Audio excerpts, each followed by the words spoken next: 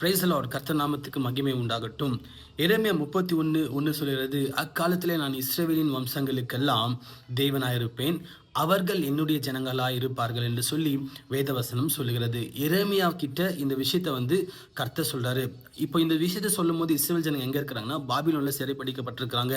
அவங்க வெளியே வரப்போறாங்க. அதை இந்த வருஷத்தை வச்சு கர்த்தர் ஃப்ரூட் பண்ணி கொடுக்குறாரு. அவங்க வெளியே வரும்போது அப்படின்னா, அவங்க அக்காலத்துலனா அவங்க வெளியே வரும்போது அந்த சிறைப்பிடிக்கப்பட்ட அந்த பாபிலோன்லேருந்து வெளியே வரும்போது நான் அவங்களுக்கு தேவனாக இருப்பேன். இன்றைக்கு நீங்கள் கூட ஏதோ ஒரு விஷயத்தில் சிறைப்பிடிக்கப்பட்டு போயிருக்கலாம், அடிமைப்பட்டு போயிருக்கலாம்.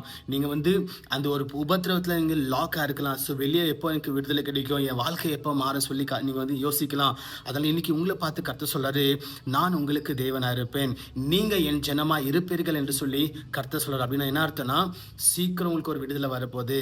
கர்த்தர் அற்புதம் செய்வார். கவலைப்படாதீங்க. உங்கள் துக்கம் சந்தோஷமாய் மாறும். ஆமீன்.